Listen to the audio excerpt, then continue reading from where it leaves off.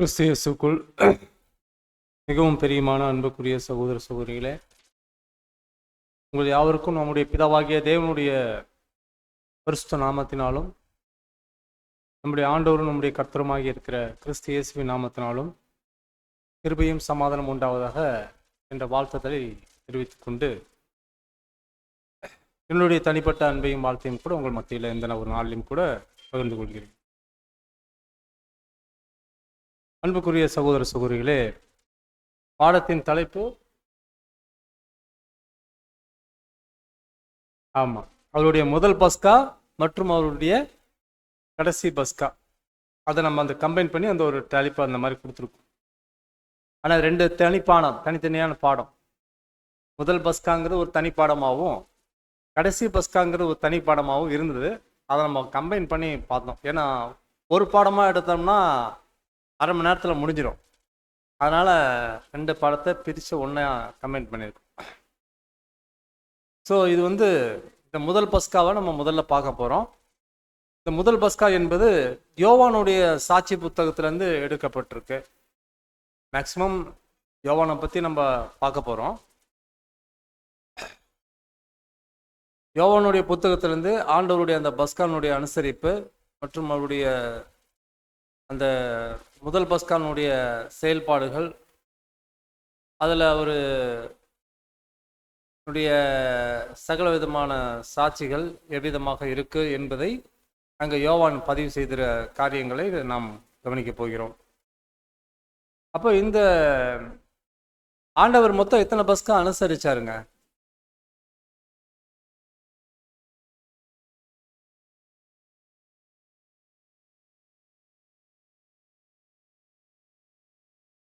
எத்தனை?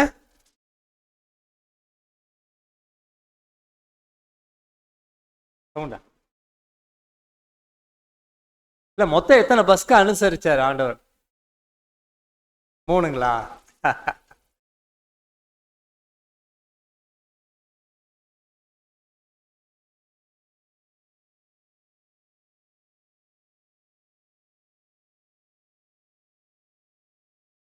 நம்ம எதையுமே நம்ம கொஞ்சம் காட்சிகளாக தான் பார்க்கணும் இல்லைங்களா? ஸோ சகோதரி கரெக்டாக சொல்லிட்டாங்க. மொத்தம் அவர் அனுசரித்தது 4 பஸ்கா அனுசரிச்சிருக்காரு. 4 பஸ்கா அங்கே அனுசரித்தது அவருடைய அந்த ஒரு அந்த பூமிக்குரிய ஊழியத்தில் அவர் செய்த அந்த 4 பஸ்காக்களையும் சந்தித்த அந்த 4 பஸ்காக்களையும் தான் இங்கே யோவான் பதிவு செஞ்சிருக்காரு. பார்த்துடலாங்களா வசனத்தோட? அவருடைய 30வது வயது, 31வது வயது, 32 மற்றும் கடைசியான 33வது வயது. நம்ம வசனத்தோட பார்க்கலாம். முதலாவது பஸ்கா யோவான் 2:13.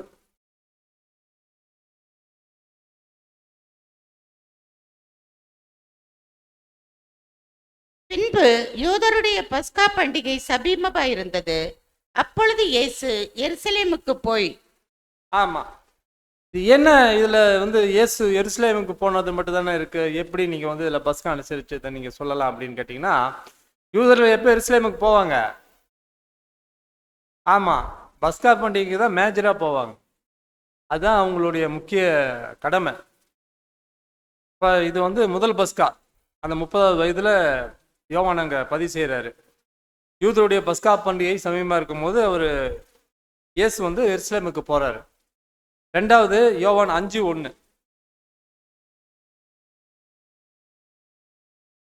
இவைகளுக்கு பின்பு யூதருடைய பண்டிகை ஒன்று வந்தது. அப்பொழுது இயேசு எருசலேமுக்கு போனார். யூதருடைய பண்டிகை ஒன்று இருந்தது அப்படிங்கிறது அதுவும் பஸ்கா தான். அப்பயும் அவங்க எங்க போறாங்க? எருசலேமுக்கு போறதா அங்க நம்ம பார்க்கிறோம்.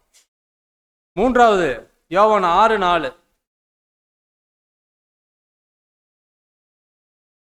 அப்பொழுது யூதருடைய பண்டிகையாகிய பஸ்கா சமீபமாய் இருந்தது. ஆமா, அது அவர் அனுசரிச்ச 3வது பஸ்கா. கடைசியாக யோவான் 11:55 கடைசி பஸ்கா.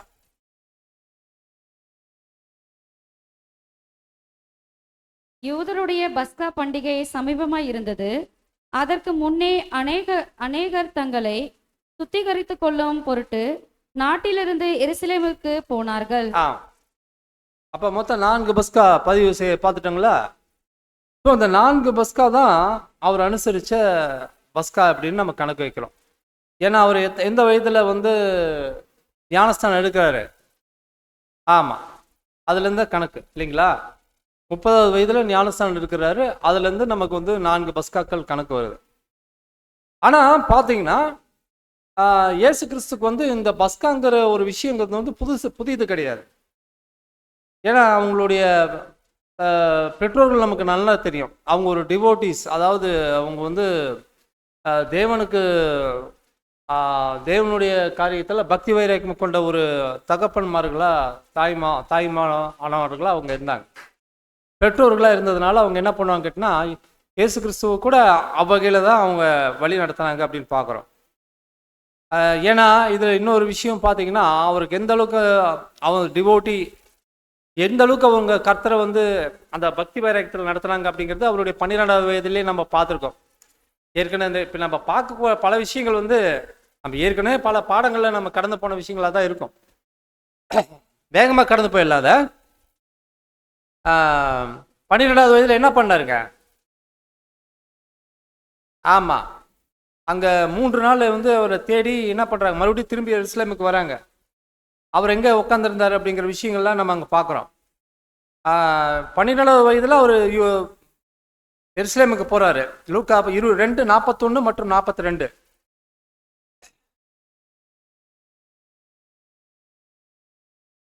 அவருடைய தாய் தகப்பன்மார் வருஷந்தோறும் பஸ்கா பண்டிகையில் எருசலேமுக்கு போனார்கள். அவருக்கு 12 வயதான போது அவர்கள் அந்த பண்டிகை முறையின்படியே எருசலேமிற்கு போய். ஆமாம், அப்போ பார்த்தீங்கன்னா இந்த 12வது வயதில் கர்த்தரை கூட அங்கே கூட்டிகிட்டு போகிறதாக நம்ம பார்க்குறோம். அங்கே அவர் என்ன பண்ணாருன்னு கேட்டிங்கன்னா, யூதர்களுடைய அந்த ஒரு குருமார்கள் மத்தியில் உட்காந்து என்ன பண்ணாருன்னா, மிக கவனமாக வேதாகமத்தில் உள்ள அந்த முக்கியமான காரியங்களாக இருக்கக்கூடிய அந்த பாசவர் பஸ்காவை பற்றி தான் கேட்குறாரு. ஏன்னா பலியை கொடுத்த விஷயங்கள், பலியில் அவருக்கு உண்டான காரியங்கள் பற்றி அவங்க வெளிப்படையாக அவர் பேசலை. மாறாக என்ன பண்ணாருன்னு கேட்டிங்கன்னா, அதில் உள்ள சந்தேகங்களை அவர் என்ன பண்ணுறாருன்னா அங்கே கிளாரிஃபை பண்ணிக்கிறார். லூக்கா 2:46.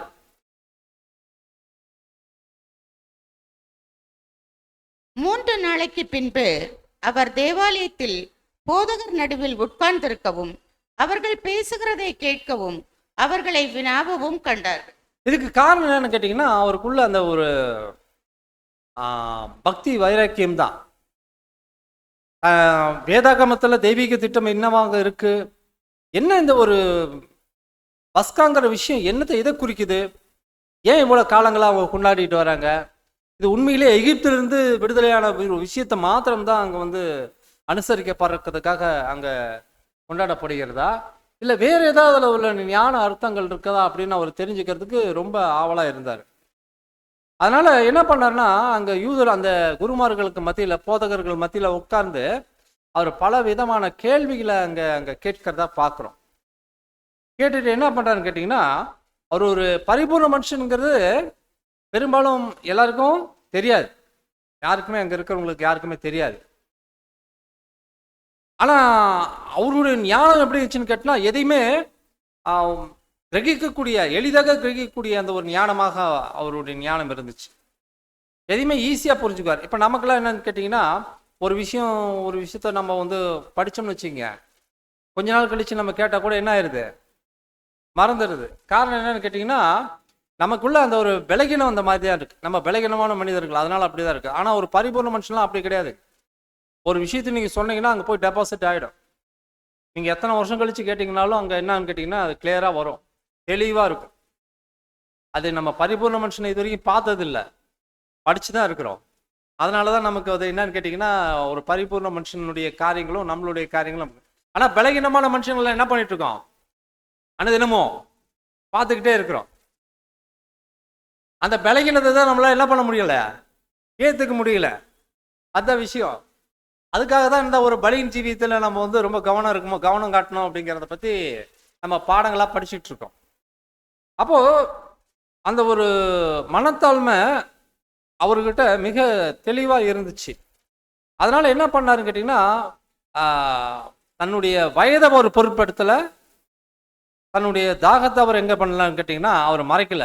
மாறாக உட்கார்ந்து அந்த போதர்களுக்கு மத்தியில் அவர் கேட்குற கேள்வி, அவர் கேட்ட கேள்விகளை பார்த்து அவங்க வந்து ரொம்ப ஆச்சரியப்பட்டாங்க அப்படிங்கிறத நம்ம படிக்கிறோம். ஸோ இப்படி இருக்க இது எதுக்கு நம்ம வந்து ஒப்பிட்டு சொல்கிறேன்னு கேட்டிங்கன்னா, பெரியான் ஸ்டடி அப்படின்னு ஒரு விஷயம் இருக்குது. பெரியான் ஸ்டடியில் என்னன்னு கேட்டிங்கன்னா, நம்ம கூட அவ்விதமாகத்தான் படிக்கணும். எந்த ஒரு விஷயத்தையும் படித்தோம்னா எந்த ஒரு சந்தேகத்துக்கு இடமில்லாமல் நம்ம படிக்கணும், கிளியராக படிக்கணும். அந்த பெரியான் வகுப்புங்கிறது காலங்களில் அப்படி தான் நடந்துச்சு. நடக்கிறது மாத்திரமில்லை, இந்த பெரியான் வகுப்பு கலந்துக்கிறோடைய நோக்கமும் அதுதான். சத்தியத்தை குறித்தோ தெய்வீக திட்டங்களை குறித்தோ தேவன் இந்த பலியினுடைய விஷயங்களை குறித்தோ எதிர்கால திட்டங்களை குறித்தோ எந்த விதமான சந்தேகம் ஐயமின்றி தான் நம்ம என்ன பண்ணணும் கேட்டினா பலியின் ஜீவியத்தில் நம்ம பங்கு பெறணும். உதாரணத்துக்கு பாருங்க, அப்போஸ்தலர் 17:11 வாசிங்க.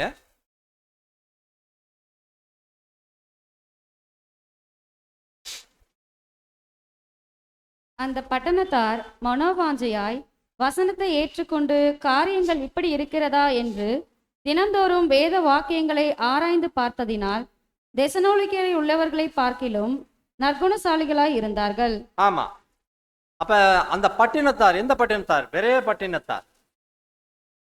காரியம் இப்படி இருக்கிறதா என்று ஆராய்ந்து பார்த்தார்கள் என்று நாம் பார்ப்போம்.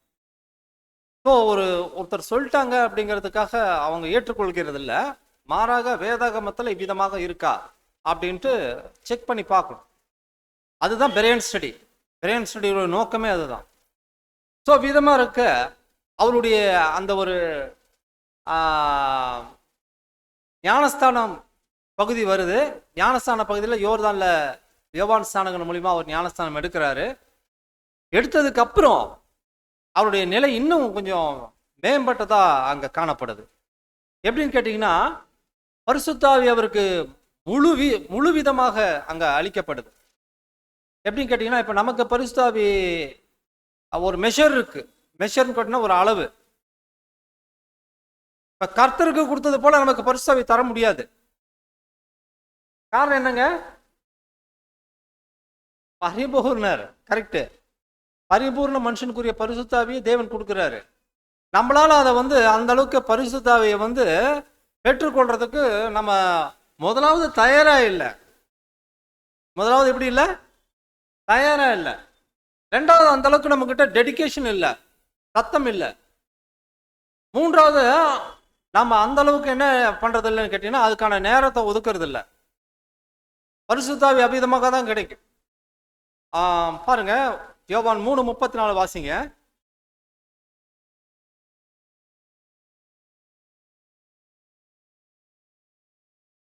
தேவனால் அனுப்பப்பட்டவர் தேவனுடைய வார்த்தைகளை பேசுகிறார். தேவன் அவருக்கு தமது ஆவியை அளவில்லாமல் கொடுத்திருக்கிறார். அளவில்லாமல் கொடுத்திருக்கிறார். தேவன் தம்முடைய ஆவியை கர்த்தருக்கு அங்க என்ன பண்ணிருக்காருன்னா அளவில்லாமல் கொடுத்திருக்கிறார் அப்படின்னு நாம் பார்க்கிறோம். ஆனா நமக்கு எந்த அளவுக்கு கொடுக்கிறாருன்னா நம்ம எந்த அளவுக்கு வாஞ்சி உள்ளவர்களா இருக்கிறோமோ அந்த அளவுக்கு தான் தேவன் கொடுப்பார். இதுல எதுவும் உங்களுக்கு மாற்று கருத்து இருக்கா?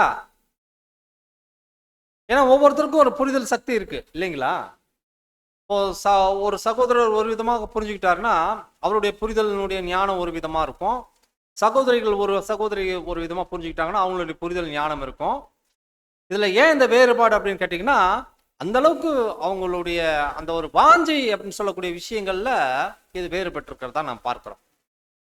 ஆனா எதுலேயுமே ஒரு ஃபெயிண்ட் அண்டர்ஸ்டாண்டிங், அதாவது பலகீனமான ஒரு முழு விதமான ஒரு புரிதல் என்னன்னு கேட்டிங்கன்னா அங்கே இருக்கக்கூடாது அப்படிங்கிறது ரொம்ப கவனமாக இருக்கணும்.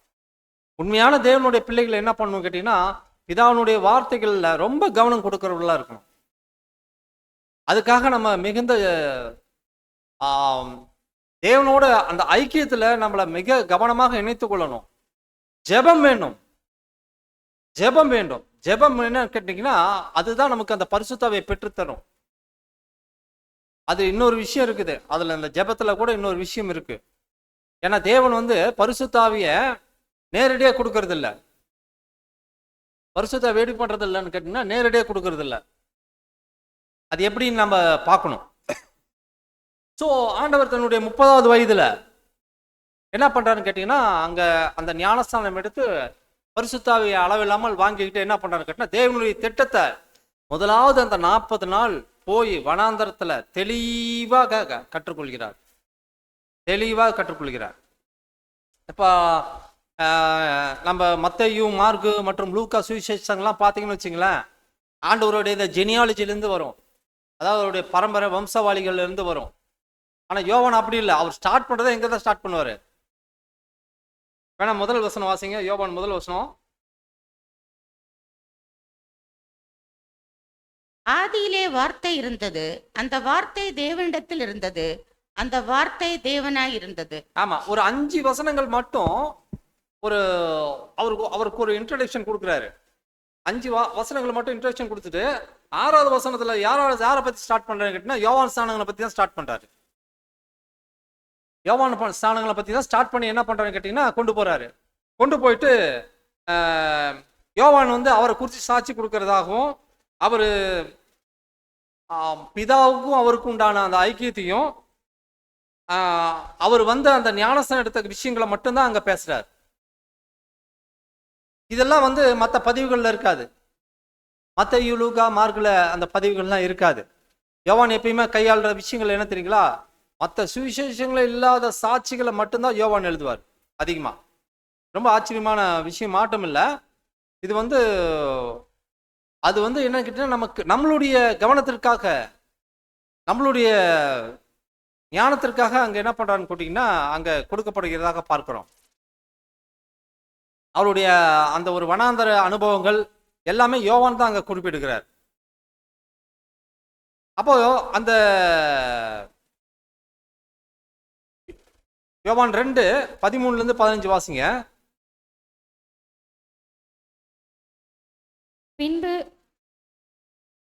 பின்பு யூதருடைய பஸ்கா பண்டிகை சமீபமாய் இருந்தது. அப்பொழுது இயேசு எருசலேமுக்கு போய் தேவாலயத்திலேயே ஆடுகள், மாடுகள், புறாக்களாகிய இவைகளை விற்கிறவர்களையும் காசுக்காரர்கள் உட்கார்ந்திருக்கிறதையும் கண்டு கயிறினால் ஒரு சவுக்கை உண்டு பண்ணி அவர்கள் யாவரையும் ஆடுகளையும் தேவாலயத்திற்கு புறம்பே துரத்திவிட்டு காசுக்காரருடைய காசுகளை கொட்டி பலகைகளையும் கவிழ்த்து போட்டு.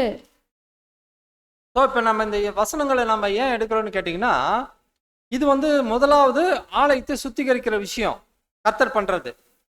ஆலயத்தை சுத்திகரிக்கிற விஷயம், ஞானஸ்தானம் எடுத்த உடனே அந்த ஆலயத்துக்கு போய் அந்த ஆலயத்தை அங்கே சுத்திகரிக்கிற விஷயத்தை நம்ம பார்க்கிறோம். 2 விதமான சுத்திகரிப்பு நடந்ததா இங்க பதிவுகள்ல இருக்கு. மற்றவங்க சொல்றாங்க, மற்றவங்க இந்த மார்க்கு, மத்தேயு மற்றும் லூக்கா சொல்றாங்க இன்னொரு சுத்திகரிப்பு அவருடைய கடைசி பஸ்காவப்ப நடந்ததாக குறிப்பிடுறாங்க. ஆனா யோவான் என்ன பண்றாருன்னா, முதல் பஸ்காவிலேயே அவர் அங்க அந்த ஒரு ஆலய சுத்திகரிப்பை பண்ணதாக அங்க யோவான் குறிப்பிட்டுக்கிறார். யோவான் 2:13-15 நம்ம இப்ப வாசிச்சதுல முதல் பஸ்கால ஒரு சுத்திகரிப்பு நடந்துச்சு, கடைசி பஸ்கால ஒரு சுத்திகரிப்பு நடந்ததாக அங்க யோவான் குறிப்பிடுறத நம்ம பார்க்கிறோம். மற்ற சுவிசேஷங்கள்ல இந்த ஒரு முதல் பஸ்கானுடைய சுத்திகரிப்பை பத்தி அங்க பேசல, ஆலய சுத்திகரிப்பை பத்தி அங்க பேசல அப்படின்னு பார்க்கிறோம். அப்போ இந்த ஒரு விஷயங்கள் வந்து என்னன்னு கேட்டீங்கன்னா, இயேசு கிறிஸ்து வந்து அந்த எருசலேமுக்குள்ள நுழையும் போது என்னன்னு கேட்டீங்கன்னா, அவருக்கு கொடுக்கப்பட்ட அந்த ஒரு வரவேற்பை பத்தி அங்க பேச. சகரியா 9:9.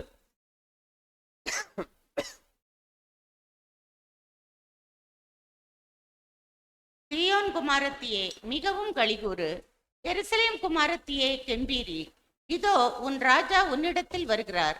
அவர் நீதி உள்ளவரும் ரட்சிக்கிறவரும் தாழ்மை உள்ளவரும் கழுதையின் மேலும் கழுதை குட்டியாகிய மரியின் மேலும் ஏறி வருகிறவருமாய் இருக்கிறார். இது எப்ப நடந்துச்சுன்னு கேட்டீங்கன்னா, அவருடைய கடைசி பஸ்கா அப்ப அந்த 10ஆம் தேதியில நடந்ததாக அங்க பார்க்கிறோம். இது வந்து மார்க் குறிப்பிடுகிறார். மார்க் வந்து 11 மற்றும் 15.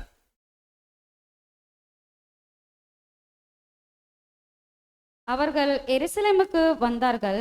இயேசு தேவாலயத்தில் பிரவேசித்து ஆலயத்தில் விற்கிறவர்களையும் கொள்ளுகிறவர்களையும் துரத்திவிட்டு காசுக்காரருடைய பலகையையும் புறா விற்கிறவர்களுடைய ஆசனங்களையும் கவிழ்த்து. இப்போ நம்ம ஏன் இதை நம்ம சொல்றோன்னு கேட்டிங்கன்னா, இங்கே ஒரு அங்கே சுத்திகரிப்பு நடந்ததை பற்றி நம்ம பேசுகிறோம். காரணம் என்ன கேட்டிங்கன்னா, 2 விதமான சுத்திகரிப்பை பற்றி நம்ம ஏன் இங்கே நம்ம கணக்கெடுக்கிறோன்னு கேட்டிங்கன்னா, முதல் சுத்திகரிப்பு சபைக்கு,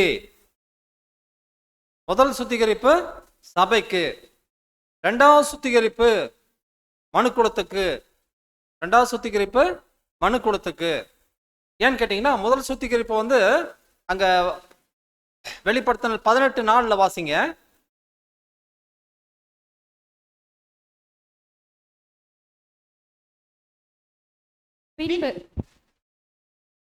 பின்பு வேறொரு சத்தம் வானத்திலிருந்து உண்டாக கேட்டேன். அது, என் ஜனங்களே, நீங்கள் அவருடைய பாவங்களுக்கு உட்படாமலும் அவளுக்கு நேரிடும் வாதைகளில் அகப்படாமலும் இருக்கும்படிக்கு அவளை விட்டு வெளியே வாருங்கள்.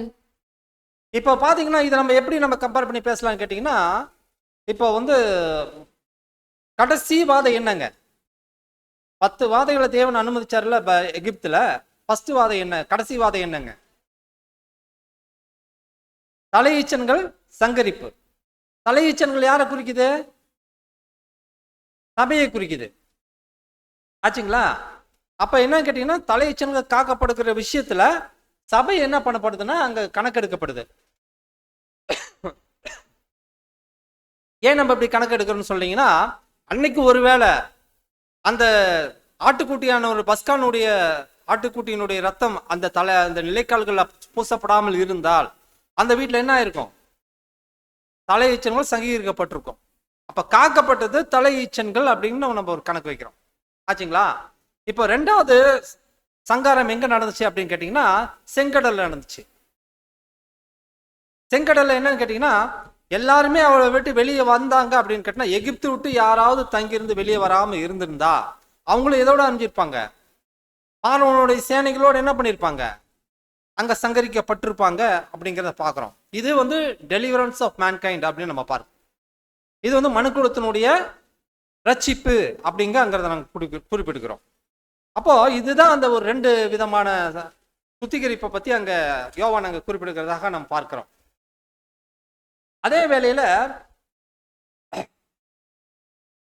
அவர் செய்த முதல் அற்புதம் என்னங்க?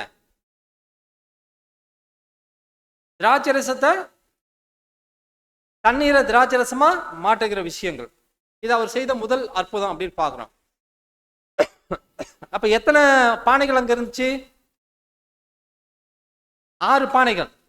6 பானைகள் எதை குறிக்குதுன்னு கேட்டா 6 காலகட்டங்களை குறிக்குது. தண்ணீர் எதை குறிக்குது?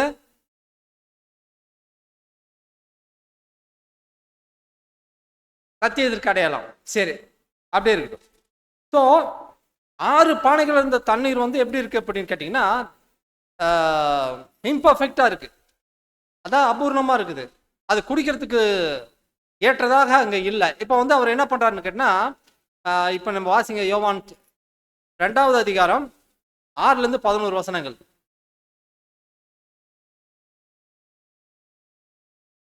யூதர்கள் தங்களை சுத்திகரிக்கும் முறைமையின்படியே ஒவ்வொன்று 2, 3 குடம் தண்ணீர் கொண்டு வரத்தக்க 6 கற்சாடிகள் அங்கே வைத்திருந்தது. இயேசு வேலைக்காரரை நோக்கி, ஜாடிகளிலே தண்ணீர் நிரப்புங்கள் என்றார். அவர்கள் அவைகளை நிறைய நிரப்பினார்கள். அவர் அவர்களை நோக்கி, நீங்கள் இப்பொழுது மொண்டு பந்தி விசாரிப்புக்காரரிடத்தில் கொண்டு போங்கள் என்றார். அவர்கள் கொண்டு போனார்கள். அந்த திராட்சரசம் எங்கே இருந்து வந்ததென்று தண்ணீரை மொண்ட வேலைக்காரருக்கு தெரிந்ததே அன்றி பந்தி விசாரிப்புக்காரனுக்கு தெரியாததினால் அவன் திராட்சரசமாய் மாறின தண்ணீரை ருசி பார்த்த போது மணவாளனை அழைத்து, எந்த மனுஷனும் முன்பு நல்ல திராட்சரசத்தை கொடுத்து ஜனங்கள் திருப்தி அடைந்த பின்பு ருசி குறைந்ததை கொடுப்பான்.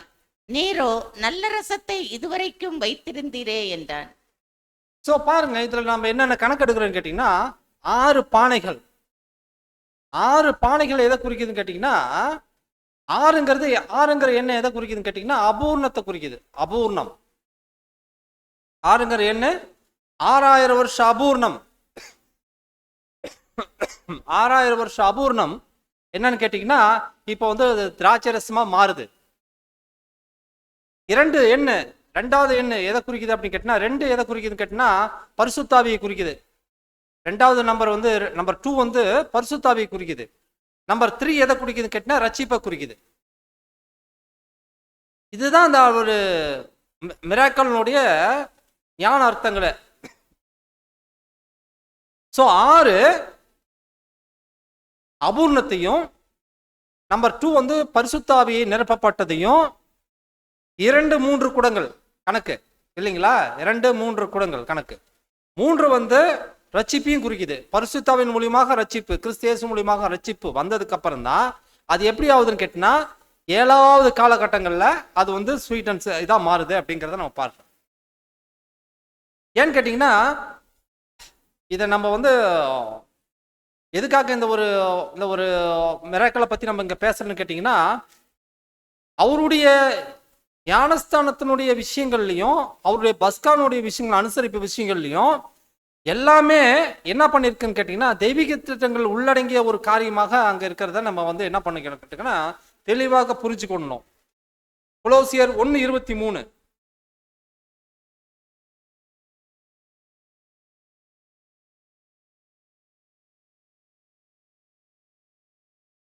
அந்த சுவிசேஷம் வானத்தின் கீழ் இருக்கிற சகல சிருஷ்டிகளுக்கும் பிரசங்கிக்கப்பட்டு வருகிறது. அது என்னவென்று அதற்கென்று பவுலாகிய நான் ஊழியக்காரனானேன். அந்த சுவிசேஷம் எங்க என்ன பண்ணப்படுது? வானத்திலிருந்து சகல சிருஷ்டிகளுக்கும் என்ன பண்ணப்படுது? பிரசங்கிக்கப்படுது அப்படின்னு பார்க்குறோம். ஏன்னா நம்ம கூட அப்படிதான் வந்து என்ன பண்ண அந்த சுவிசேஷத்தை கேட்டு என்ன பண்ணியிருக்கோம்னு கேட்டிங்கன்னா இங்கே வந்து உட்காந்துருக்கோம். அவளை விட்டு வெளியே வாருங்கள் அப்படின்னு கேட்டிங்கன்னா நம்ம கூட அந்த பாபிலோனை விட்டு தான் என்ன பண்ணியிருக்கோம்? வெளியே வந்திருக்கிறோம் அப்படிங்கிறத ஒரு கணக்கை நம்ம இங்கே பண்ண வச்சுக்கிறது ஒரு விஷயம். இது அவருடைய முதல் பஸ்கால நடந்த காரியங்கள். ஃபைனல் பஸ்கால இப்போ பற்றி நம்ம பார்க்கலாம். ஃபைனல் பஸ்கால என்ன நடந்துச்சு அப்படின்னு நம்ம பார்க்கும்போது, இப்போ ஃபைனல் பஸ்கால அவர் சந்திச்ச 3 விதமான வகுப்பாரை பற்றி இங்கே நம்ம பார்க்க போகிறோம். ஒன்று வந்து பரிசேயர், இன்னொன்று வந்து சதுசேயர். ஆனால் இந்த 2 வகுப்பாருக்கு மத்தியில் 3வது ஒரு வகுப்பார் இருந்ததை பைபிளில் நம்ம வந்து கவனிக்க தவறிட்டோம். அது யாருன்னு கேட்டிங்கன்னா எஸ்என்இ அப்படின்னு சொல்லிட்டு ஒரு வகுப்பார். எஸ்என்இ, இஎஸ்எஸ்இஎன்இ, எஸ்என்இன்னு ஒரு வகுப்பார். இந்த எஸ்என்இ எழுதின பல விஷயங்கள் தான் என்னன்னு கேட்டீங்கன்னா கும்ரான் குகையிலேருந்து நமக்கு கிடைச்சிருக்கு. கும்ரான் குன்றுகள் அப்படின்னு சொல்லிட்டு ஒன்று வச்சு, கும்ரான் குன்றுகள் இமேஜஸ் இருக்குங்களா?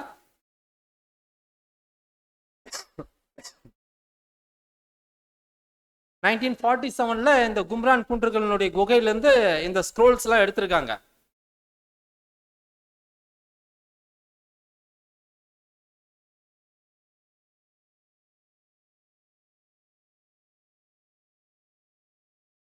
ரொம்ப டைம் எடுத்துச்சுன்னா விட்டுருங்க.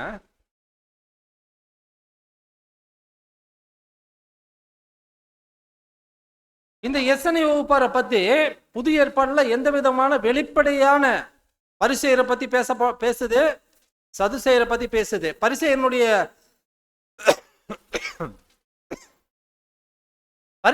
விஷயம் என்னங்க? பரிசேயனுடைய விசுவாசம் என்ன? பரிசேயர் நமக்கு தெரியும், அவங்க வந்து வெளிப்படையான ஒரு குருமார்கள். சத்திய வேதமே அவங்களுடைய வேதத்தினுடைய தலைவர்களாக அவங்க என்ன பண்ணிப்பாங்கன்னா தங்களை வெளிப்படுத்திக்குவாங்க. சதுசேயனுடைய விஷயங்கள் உயிர்த்தெழுதல் இல்லைங்கிறத பத்தி அவங்க ரொம்ப ஸ்ட்ராங்கா பேசுவாங்க. உயிர்த்தெழுதல்ங்கிற ஒண்ணு இல்லை அப்படின்னு பேசுறான். பரிசேயருக்கும் சதுசேயருக்குள்ள வித்தியாசம் அதுதான். பரிசேயர் வேதாகமத்தினுடைய தலைவர்களாக தங்களை வெளிப்படுத்தி ஜனங்களை என்ன பண்ணுவாங்க வழி நடத்துற அந்த தலைவர்கள் அங்க இருந்தாங்க. சதுசேயருக்கு வந்து உயிர்த்தெழுதல்ல நம்பிக்கை இல்லை. இந்த எஸ்என்ஏ வகுப்பார் அப்படி கிடையாது.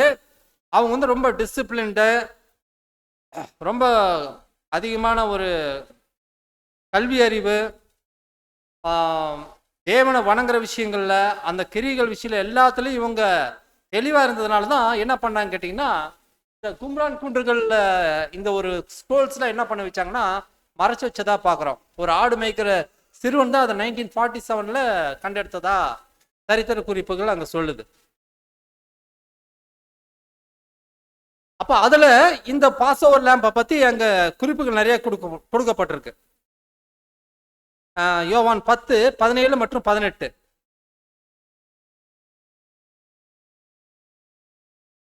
நான் என் ஜீவனை மறுபடியும் அடைந்து கொள்ளும்படிக்கு அதை கொடுக்கிறபடியினால் பிதா என்னில் அன்பாய் இருக்கிறார். ஒருவனும் அதை என்னிடத்திலிருந்து எடுத்துக்கொள்ள மாட்டான். நானே அதை கொடுக்கிறேன். அதை கொடுக்கவும் எனக்கு அதிகாரம் உண்டு. அதை மறுபடியும் எடுத்துக்கொள்ளவும் எனக்கு அதிகாரம் உண்டு. இந்த கட்டளையை என் பிதாவினிடத்தில் பெற்றுக்கொண்டேன் என்றார். அப்ப இதை நம்ம வாசிக்கும் போது ஒரு விஷயம் அங்க நம்ம பார்க்கிறோம். என்னன்னு கேட்டீங்கன்னா, ஜீசஸ் 6 மாசத்துக்கு முன்னாடியே பஸ்கானுடைய காரியங்களுக்கு அங்க தயாராயிட்டாரு. தன்னை ஒரு பலியாட கொடுக்கறதுக்கு அவர் என்ன பண்ணிட்டாருன்னா ரெடி ஆயிட்டாரு. ஆனா அவரு கொலை செய்யும்படி அங்க நிறைய திட்டங்கள் என்ன பண்ணிட்டான்னு கேட்டீங்கன்னா, இந்த 2 வகுப்பார் பரிசேர் மற்றும் சதுசேர் என்ன பண்ணிட்டாங்கன்னா திட்டம் தீட்டிட்டே இருந்ததை நம்ம பார்க்கிறோம். யோவான் 7:8.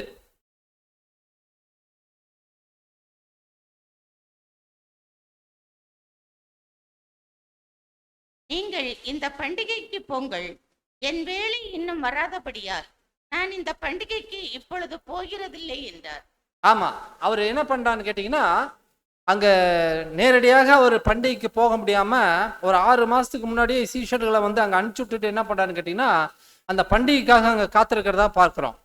ஏன்னா அவருக்கு நன்றாக தெரியும், ஏற்ற வேலையில தான் தன்னை ஒப்பு கொடுக்கணும் பலியாடாக அப்படிங்கிறதுல ரொம்ப கவனமாக அங்க இருந்தார் அப்படின்னு பார்க்கிறோம். இந்த பஸ்காவுக்கு முன்னாடி ஒரு பண்டிகை கொண்டாடுவாங்க, சுக்கோத்துன்னு அதுக்கு பேரு, SUKKOT. இது என்னன்னு கேட்டீங்கன்னா ஃபீஸ்ட் ஆஃப் டேபர்நேக்கிள்ஸ் அப்படின்னு சொல்லிட்டு, கூடார பண்டிகை அப்படின்னு சொல்லிட்டு நம்ம அதை சொல்றோம். இந்த பண்டிகையை பஸ்காவுக்கு 6 மாதத்துக்கு முன்னாக அங்க கொண்டாடுவாங்க அப்படிங்கிறத நம்ம பார்க்கிறோம். யோவான் 7:43-46.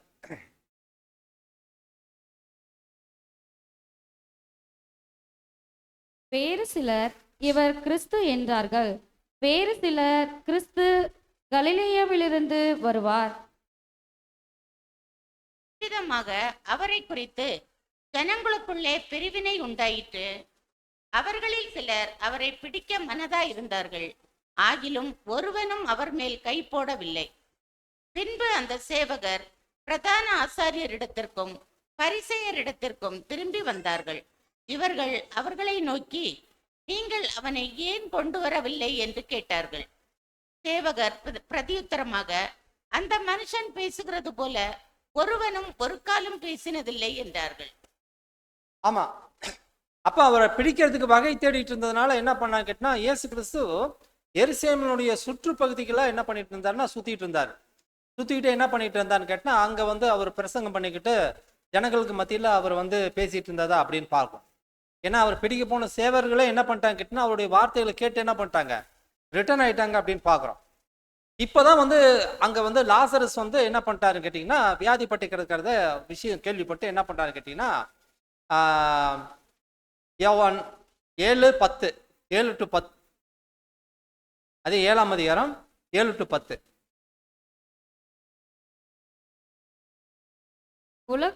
உலகம் உங்களை பகைக்க மாட்டாது. உலகம் உங்களை பகைக்க மாட்டாது. அதன் கிரியைகள் பொல்லாதவைகளாய் இருந்ததென்று நான் சாட்சி கொடுக்கிறபடியினாலே அது என்னை பகைக்கிறது. நீங்கள் இந்த பண்டிகைக்கு போங்கள், என் வேலை இன்னும் வராதபடியால் நான் இந்த பண்டிகைக்கு இப்பொழுது போகிறதில்லை என்றார். இவைகளை அவர்களுடனே சொல்லி பின்னும் கலிலேயாவிலே தங்கினார். அவருடைய சகோதரர் போன பின்பு அவர் வெளியரங்கமாய் போகாமல் அந்தரங்கமாய் பண்டிகைக்கு போனார். ஆமா, அந்தரங்கமாக அங்க பண்டிகைக்கு போறதை நம்ம பார்க்கிறோம். அன்பான சகோதர சகோதரிகளே, இப்போ இந்த இடத்துல என்னன்னு கேட்டீங்கன்னா, அவரு போன அந்த சமயத்துல தான் லாசரஸ் என்னன்னு கேட்டீங்கன்னா வியாதிப்பட்டு கிடக்கிறத அவர் கேள்விப்படுறாரு. யோவான் 10ஆம் அதிகாரம் 22 39.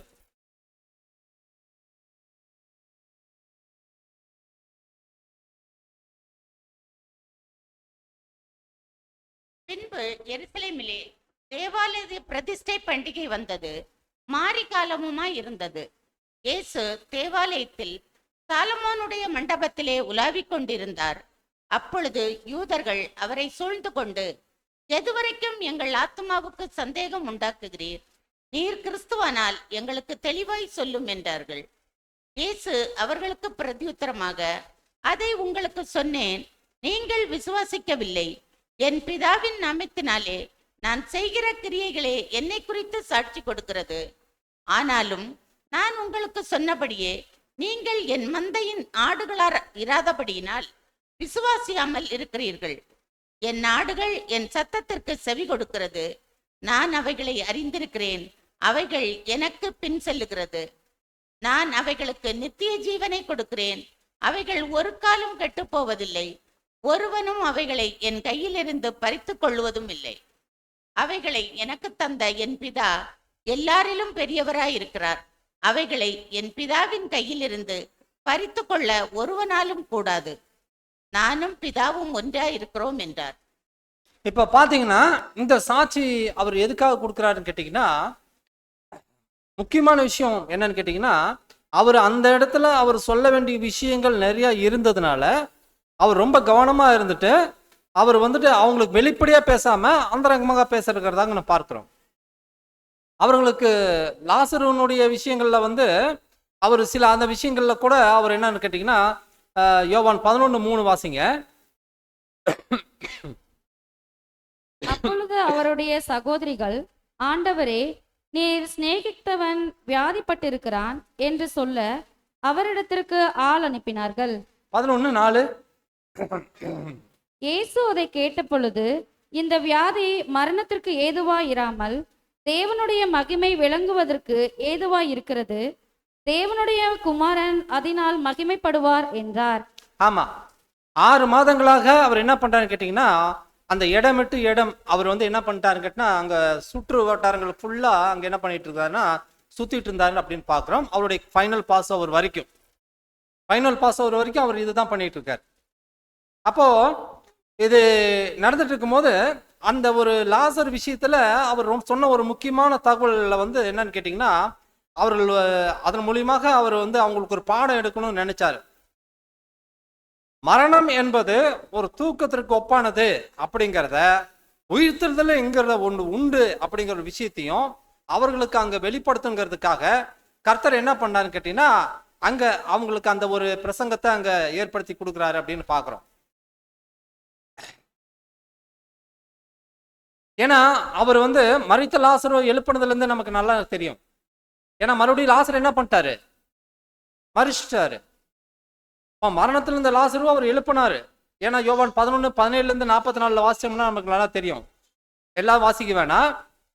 அப்போ இந்த ஒரு லாசரு எழுப்பின விஷயத்திலேயே அவங்க என்ன பண்ணிட்டாங்க கேட்டீங்கன்னா, சுற்று வட்டாரத்தில் இருக்கிற யூதர்கள் எல்லாமே என்ன பண்ணிட்டாங்கன்னா அவர் மேல விசுவாசம் வைத்தாங்க அப்படின்னு பாக்குறோம். அவரை தங்கள் மேசியாவாக ஏற்றுக்கொண்டாங்க அப்படின்னு பாக்குறோம். ஆனாலும் இந்த யூதர்கள் என்ன பண்ணிட்டாங்கன்னா, அவருடைய பேரையும் அவருடைய புகழும் பரவுகிறத கேட்டு அவரை கொலை செய்ய இன்னும் தீவிரமாக திட்டம் தீட்டுறதை நம்ம பார்க்கிறோம். இது அவருடைய ஊழியத்தினுடைய மிக முக்கியமான உச்சகட்டமான வேலையாக இருக்கிறதாக நான் பார்க்கிறோம். அதனால அவர் என்ன பண்றாருன்னா, யூதேய வேலை என்ன பண்றாருன்னா கொஞ்ச நாள் தங்கிடுறாரு. எருசலேமில இருந்து 13 மைல் நார்த் வெஸ்ட்ல அது இருக்குது. எப்பிராயிம் அப்படிங்கிற அந்த மலைகள்ல அது அங்க இருக்குது. இப்போ அது வந்து எங்க இருக்குன்னு கேட்டினா அரபு கண்ட்ரியில இருக்கு. இப்போ இதே இந்த ஒரு எப்ராயிம் மலை அரபு கண்ட்ரியில இருக்கு. அதுக்கு பேர் வந்து தேபே அப்படிங்கிற டவுன். அது தேபே அப்படிங்கிற ஒரு டவுனா மாறிடுச்சு. இதெல்லாம் எதை குறிக்குதுன்னு பார்த்தீங்கன்னா, ஆண்டவர் பாருங்க அரபு கண்ட்ரிகளுக்கெல்லாம் அங்கே வந்து என்ன பண்ணியிருக்காரு, அங்கே பயணிச்சிருக்காரு அப்படிங்கிறோம். காலப்போக்கில் அது மாறின அந்த ஒரு டோபோகிராஃபி, அதாவது அதனுடைய பயாலஜிக்கல் அப்பியரன்ஸு இப்போ என்னன்னு கேட்டிங்கன்னா, காலப்போக்கில் அப்படியே என்ன பண்ணுது, மாறி மாறி மாறி இப்போ வேற விதமாக வந்துடுச்சு அப்படின்னு பார்க்குறோம்.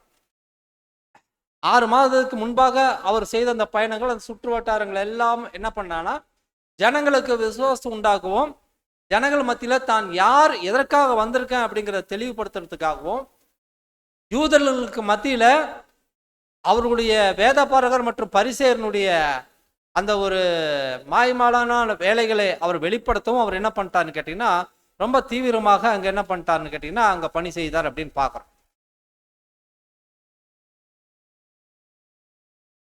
ஏன்னா அவருக்கு தெரியும் அவருடைய மரணம் மற்றும் அவர் உயிர்த்தெழுதலை பத்தி அவருக்கு நன்றாகவே அவர் என்ன பண்ணான்னு கேட்டீங்கன்னா தெரியும். அதனால என்னன்னு கேட்டீங்கன்னா அவர் ரொம்ப கவனமாக தன்னுடைய வேலைக்காக அவர் காத்திருந்ததை நாம் பார்க்கிறோம். மத்தேயு 20ஆம் அதிகாரம் 17 - 19.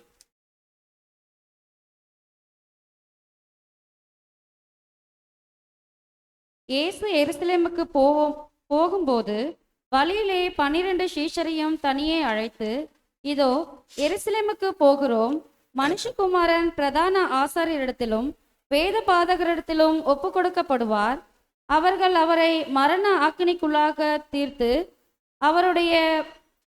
அவரை பரியாசம் பண்ணவும், வாரினால் அடிக்கவும், சிலுவையில் அறையவும் புறஜாதியாரிடத்தில் ஒப்பு கொடுப்பார்கள். ஆகிலும் 3 நாளிலே அவர் உயிரோடு எழுந்திருப்பார் என்றார். இதெல்லாம் நம்மளுடைய மரணத்துல நம்ம இப்படி ப்ரெடிக்ஷன் கொடுக்க முடியுங்களா? நம்மளுடைய மரணத்துல இந்த மாதிரி ஒரு ப்ரெடிக்ஷன்லாம் கொடுக்கும். ப்ரெடிக்ஷனுங்கிறது என்னன்னு கேட்டிங்கன்னா முன்கூட்டியே நம்ம என்னன்னு கேட்டிங்கன்னா வெளிப்படுத்துறது முடியுங்களா நம்மளால யாராலையும்? பாருங்க, ஒரு பரிபூர்ண மனுஷன் தன்னுடைய மரணத்தை எப்படி எதிர்பார்க்கிறாரு பாருங்க. தேவனுடைய குமாரன் ரட்சிப்பின் திட்டத்தினுடைய அதிபதி எப்படி தன்னை வெளிப்படுத்துறாரு பாருங்க. நான் எதற்காக வந்தோம், என்ன நோக்கம் தன்னுது, 30 ஆண்டுகள் இந்த பூமியில இருந்து 30 ஆண்டுகள் ஒரு சராசரி மனுஷனை போல வாழ்ந்து பெற்றோருக்கு கீழ்ப்படிந்து எல்லா பணிகளையும் அங்க செய்து முடிச்சு 30வது வயதுல ஞானஸ்தானம் எடுத்து 31வது வயதுல இருந்து அந்த ஊழிய பணிகளை ஆரம்பிச்சு ஒவ்வொரு பாசோவர் சமயத்திலையும் கவனமா இருந்து தன்னுடைய வேலை எப்ப வரும்னு காத்திருந்து 4 பாசோவர்களை கடந்து வந்து கடைசி பாசோவர்ல அவர் என்ன பண்ணிட்டாருன்னா தெளிவா தெரிஞ்சிருச்சு அவருக்கு. ஸோ இதுதான் நம்ம இந்த பூமியில இருக்கக்கூடிய கடைசி காலம், கடைசி பாசோவர் இதுதான், கடைசி பஸ்கா இதுதான் அப்படின்னு அவர் என்ன பண்ணா தெளிவா தெரிஞ்சிருச்சு. 12 சீஷர்களை கூப்பிடுறாரு, அவர்களுக்கு அதை வெளிப்படுத்துறாரு. ஏன்னா சாட்சி வேணும் இல்ல, அதனால தானே இப்போ அவங்களால எழுத முடியுது. மத்தேயு, மார்க், லூக்கா இவங்களாம் எப்படி அவங்க அதை எழுதுனாங்க அப்படின்னு கேட்டிங்கன்னா முன்கூட்டி அவர் தெரிவிச்சதை அவங்க என்ன பண்ணிட்டாங்கன்னா கணிச்சு அவங்க என்ன பண்றாங்கன்னா எழுதுறாங்க அப்படின்னு பார்க்க. யாரும் நமக்கு அந்த ஒரு துணிவு கிடையாது. ஒரு பரிபூர்ண மனுஷனுக்கு உண்டான துணிவு நமக்குலாம் கண்டிப்பா இருக்காது. அன்பான சகோதர சகோதரிகளே, இது நமக்கான கிஃப்ட் அப்படிங்கிறத நம்ம பார்க்கிறோம். என்னன்னு கேட்டீங்கன்னா நம்மளுடைய மரணம் அனுதின மரணம். இன்னைக்கு நம்ம மேற்கொள்ற மரணம் அனுதின மரணம். கர்த்தருக்கு அப்படி இல்லை. அவரால் ஒரே நாள்ல இந்த மாதிரி அனுதின மரணம்லாம் தர முடியாது. அவர் எப்படி பண்ண முடியும்னு கேட்டீங்கன்னா ஒரே நாள்ல அவரா பார்த்து தன் ஜீவனை கொடுத்தா தான் முடியும். இதோ பிதாவே உம்முடைய கரங்களில் என் ஆவியை ஒப்பு கொடுக்கிறேன் அப்படின்ட்டு ஒப்பு கொடுத்தார். இது என்னன்னு கேட்டீங்கன்னா இது ஒரு சராசரி மனுஷனால முடியாது. அன்பான சகோதர சகோதரிகளே, இன்னைக்கு உடன்படிக்கை பண்ண ஒவ்வொருவரும் செய்ய வேண்டிய காரியங்கள் என்னன்னு கேட்டீங்கன்னா அனுதின ஜீவியத்துல தன்னைத்தானே வெறுத்தல் அப்படிங்கிற ஒரு காரியத்தின் மூலியமாக தான் இதை என்ன பண்ண முடியும் கேட்டீங்கன்னா சரி செய்து கொள்ள முடியும். தன்னைத்தானே வெறுத்து தன் சிலுவையை எடுத்துக்கொண்டு,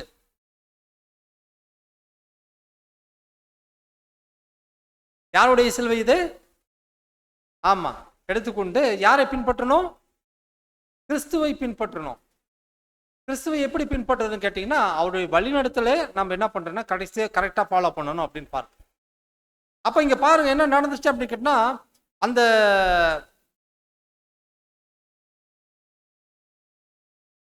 அந்த கடைசி காலங்கள்ல அவர் என்ன பண்றாருன்னு கேட்டீங்கன்னா அவர் அந்த ஒரு பஸ்கானுடைய காரியங்களுக்கு அவர் என்ன பண்றாருன்னா தன்னை முன்னாடி என்ன பண்றாருன்னா தயார்படுத்தி கொள்கிறார் அப்படின்னு பார்க்குறோம். அங்கதான் என்ன பண்ணுதுன்னு கேட்டீங்கன்னா அவருடைய காரியங்கள் எல்லாமே வெளிப்படையாக அங்க பேசப்படுகிறதா பார்க்குறோம். அப்ப அங்க என்ன பண்றாருன்னா நிறைய அற்புதங்களை செய்யறாரு. அவர் செய்தது மொத்தம் எத்தனை அற்புதங்கள்?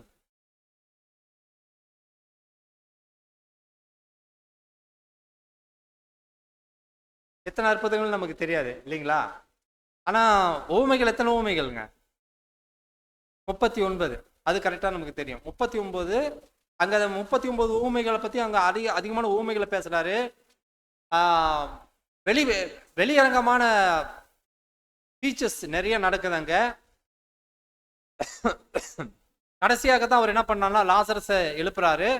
திரும்பவும் லாசரஸ் மரித்து போகிற விஷயங்கள் அது வேற தனியா நடக்குது. அது மாத்திரமில்ல, அங்க ஒரு சபாத் அப்படின்னு சொல்லக்கூடிய ஓய்வு நாள்ல, அதாவது சண்டே ஆஃப்டர்நூன், நீசான் 9ஆம் தேதி 33 தன்னுடைய வயதுல அவர் என்ன பண்றாரு கேட்டீங்கன்னா, அங்க மார்த்தாள் மரியாள் வீட்டுல அங்க என்ன பண்றாருன்னா உட்காந்துருக்கிறார்.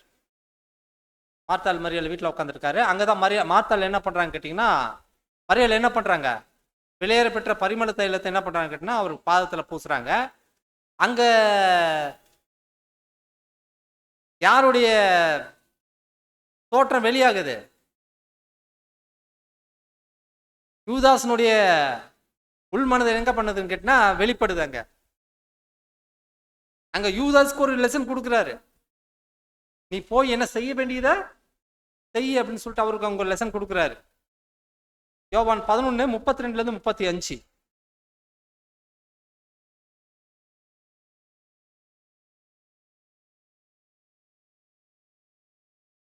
இயேசு இருந்த இடத்தில் மரியாள் வந்து அவரை கண்டவுடனே அவர் பாதத்தில் விழுந்து, ஆண்டவரே, நீர் இங்கே இருந்தீரானால் என் சகோதரன் மரிக்க மாட்டான் என்றாள். அவள் அழுகிறதையும் அவளோட கூட வந்த யூதர்கள் அழுகிறதையும் இயேசு கண்டபோது ஆவியிலே கலங்கி துயரமடைந்து, அவனை எங்கே வைத்தீர்கள் என்றார். ஆண்டவரே, வந்து பாரும் என்றார்கள். இயேசு கண்ணீர் விட்டார். இப்போ பரிபூர்ண மனுஷனுடைய காரியங்கள்லையும் நம்மளுடைய காரியங்களும் என்னன்னு கேட்டிங்கன்னா, நம்ம என்ன செய்ய போறோம்னு நமக்கு முன்பாகவே எதுவும் தெரியாதுங்கிற ஒரு விஷயம் ஒரு பக்கம் இருந்தாலும் கூட, பரிபூர்ண மனுஷனுடைய காரியங்கள்ல எது செஞ்சாலும் அதுல உண்மை இருக்கும். அவர் அழுதாருன்னா அப்படின்னா அதை அழுதுருப்பாரு, உண்மையிலே அழுதுருப்பாரு. சில வேளைகள்ல நம்ம கூட அழுது இருக்கோம், ஆனா எந்த ஒரு திட்டமும் போடாம அழுதுருப்போம். அழுகிறது நமக்கே சில நேரத்துல வெளியே என்ன பண்ண கேட்டா, எனக்கே ஆச்சரியமா இருக்கு, நானே அழுதுட்டேன் அப்படின்னு நம்ம சொல்லுவோம். பல வேலைகள்ல அப்படி நடந்திருக்கு. சிரிச்சிருவோம், எனக்கே தெரியாம சிரிச்சிட்டோம் அப்படின்னு சொல்லுவோம். இதெல்லாம் ஏன் நடக்குது அப்படின்னு கேட்டீங்கன்னா, இதெல்லாமே ஒரு பலகீனத்தினுடைய அடையாளங்கள் அப்படிங்கிறத நம்ம இங்க பேசுறோம். அன்பான சகோதர சகோதரிகளே, அப்ப என்ன பண்றாருன்னா அங்க கண்ணீர் விட்டாரு அப்படின்னு சொல்லி பாக்குறோம். ஆவியிலே கலங்கினார் அப்படின்னு கேட்டா, அவருடைய எந்த விதமான உணர்வுகளும் உண்மையா இருக்கும். அவருடைய எந்த விதமான உணர்வுகளும் அங்க என்ன பண்ணும் கேட்டீங்கன்னா வெளிப்படையா உண்மையா இருக்கும் அப்படின்னு நம்ம பார்க்கிறோம். ரோமர் 8:22-23.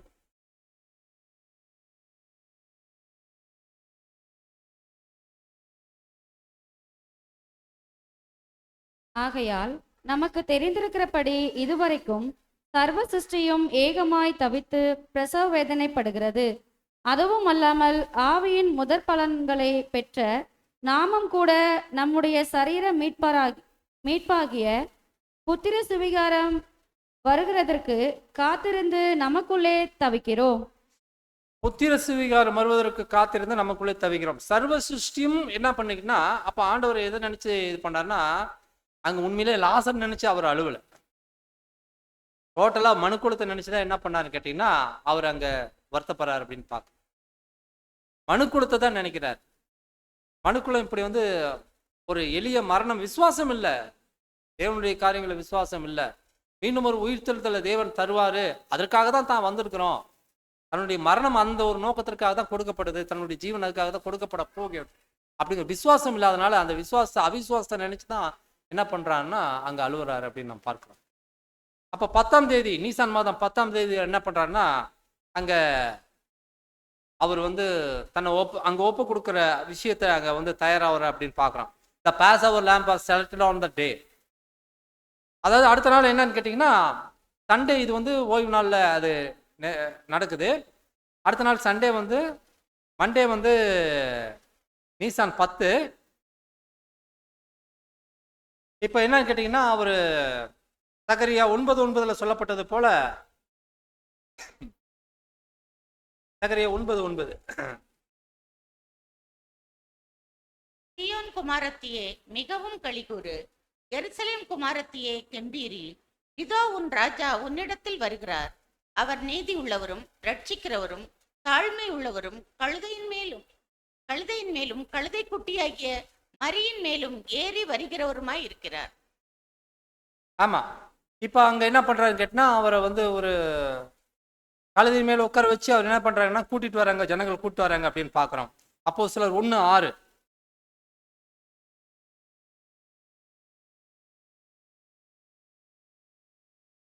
அப்பொழுது கூடி வந்திருந்தவர்கள் அவரை நோக்கி, ஆண்டவரே, இக்காலத்திலா ராஜ்யத்தை இஸ்ரேலுக்கு திரும்ப கொடுப்பீர் என்று கேட்டார்கள்.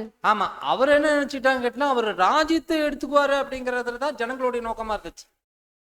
அவர் ஆளுகை செய்ய தான் வராரு அப்படின்னு சொல்லிட்டு தான் அவங்க என்ன பண்ணாங்க கேட்டிங்கன்னா, இந்த இவ்வளவு ஒரு ஆரவாரமா என்ன பண்றாங்க கேட்டினா அவரை கூப்பிட்டு வராங்க. ஆனா ஆண்டவருடைய விஷயங்கள் வேற விதமாக இருக்கிறதா அவங்க என்ன பண்ணான்னு கேட்டீங்கன்னா, அந்த ஒரு நம்பிக்கை அவங்கக்கிட்ட இல்லை, அந்த புரிதல் அவங்கக்கிட்ட இல்லை. ஏன்னா அவங்களுடைய அந்த ஒரு நம்பிக்கைங்கிறது எப்படின்னு கேட்டிங்கன்னா, இன்னும் முழுமையை அடையலை அப்படிங்கிறத நான் பார்க்குறோம். லூக்கா 19:11 மற்றும் 12.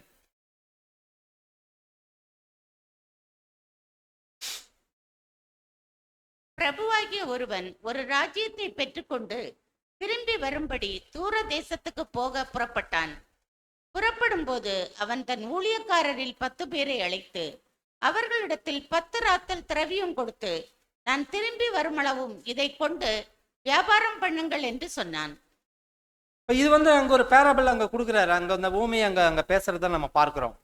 மார்க் 11:11.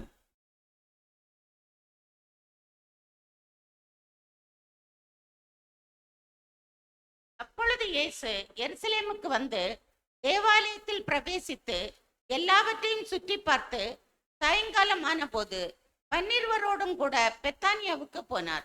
ஏன் அவர் அந்த ஆலயத்தை சுத்தி பார்க்கணும் அப்படின்னு பார்த்தீங்கன்னா, இந்த இடத்துல அவர் அந்த அத்தாரிட்டியை அங்க காண்பிக்கிறதாக நம்ம பார்க்கிறோம். அந்த அத்தாரிட்டி அப்படிங்கிறது கடைசியாக ஒருவேளை அந்த எருசலேம் ஆலயத்தை பார்த்தாரா, இல்லை இந்த ஒரு ராஜ்யம் எங்க ஸ்டார்ட் ஆக போகுது அப்படிங்கிறத அடையாளப்படுத்தி அங்க பார்த்தாரா அப்படிங்கிறது நமக்கு தெரியல. ஆனாலும் சகோதரன் குறிப்பிட்டு சொல்லும் போது ஒரு அத்தாரிட்டியோட அந்த ஒரு காரியத்தை அவர் பார்த்ததாக அங்க பார்க்கிறோம். ஏன்னா அதுக்கப்புறம் பாருங்க, அவருடைய மனசு என்ன பண்ணுச்சுன்னா வியாகுலப்பட்டதா பார்க்கிறோம். அவர் மனது அங்க வியாகுலப்பட்டு என்னன்னு கேட்டீங்கன்னா, அவர் மிகுந்த துக்கம் அடைந்திருந்ததை பார்க்கிறோம். யோவான் 12:27.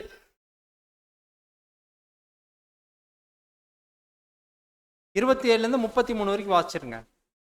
அப்பொழுது என் ஆத்துமா கலங்குகிறது, நான் என்ன சொல்லுவேன்? பிதாவே, இந்த வேளையினின்று என்னை ரட்சியும் என்று சொல்வேனோ? ஆகிலும் இதற்காகவே இந்த வேலைக்குள் வந்தேன். பிதாவே, உமது நாமத்தை மகிமைப்படுத்தும் என்றார். அப்பொழுது மகிமைப்படுத்தினேன், இன்னமும் மகிமைப்படுத்துவேன் என்ற சத்தம் வானத்திலிருந்து உண்டாயிற்று. அங்கே நின்று கொண்டிருந்து அதை கேட்ட ஜனங்கள், இடிமுழக்கம் உண்டாயிற்று என்றார்கள். வேறு சிலர், தேவதூதன் அவருடனே பேசினான் என்றார்கள்.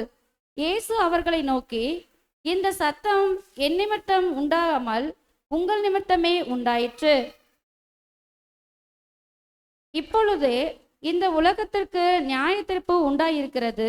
இப்பொழுதோ இந்த உலகத்தின் அதிபதி புறம்பே தள்ளப்படுவான். புரியுதுங்களா? அப்போ இதுதான் அந்த ஒரு விஷயம். அஷூரன்ஸ் அவர் கிடைச்சதுக்கு அப்புறம் தான் அவர் என்ன பண்றாருன்னா தன்னை முழுமையாக அங்க தயார்படுத்தி கொண்டதை நம்ம பார்க்கிறோம். அன்பான சகோதர சகோதரரே, எதுக்காக இதை நம்ம சொல்றோன்னு கேட்டீங்கன்னா, ஜனங்கள் அவரை வரவேற்கிறாங்க. ஆனா ஜனங்கள் வரவேற்கும் போது அவர் ஏதோ ஒரு மாற்று அந்த ரோமானியர்கள்லாம் அங்க கம்ப்ளீட்டா அங்க என்ன பண்ணிட்டு அவாய்ட் பண்ணிட்டு ரோமர்கள் ராஜ்யத்தை எல்லாம் கம்ப்ளீட்டா ஒரு சரி கட்டத்தில் பண்ணிட்டு இவர் அந்த ராஜ்யத்துல வந்து பங்கு பெறுவார் அப்படின்னு நினைச்சிட்டு தான் ஜனங்கள் என்ன பண்றாங்க கேட்டீங்கன்னா அவர் அங்க வரவேற்கிறாங்க. ஆனா ஆண்டவர் தன்னை அங்க ஒப்பு கொடுக்கும்போது எப்படி ஒப்பு கொடுக்குறான்னு கேட்டீங்கன்னா அங்க தன்னுடைய பஸ்காவோட தன்னை அங்க ஒப்பு கொடுக்கறதாக பார்க்கிறோம். ஜனங்கள் வந்து அவரை வந்து அங்க ஏற்றுக்கொள்ற விஷயத்துல அந்த இருந்த அந்த வேறுபாடுகளை வந்து அவங்க புரிஞ்சுக்கல அப்படின்னு பார்க்கிறோம். ஏன்னா அந்த சாயங்காலத்துல எப்படி ஜனங்கள் ஒரு பஸ்காவோட தெரிந்து கொண்டாங்களோ யாத்ராகமத்துல நம்ம பார்க்கிறோம், அதை போலதான் இதுவும் அங்க நடந்ததாக நம்ம பார்க்கிறோம்.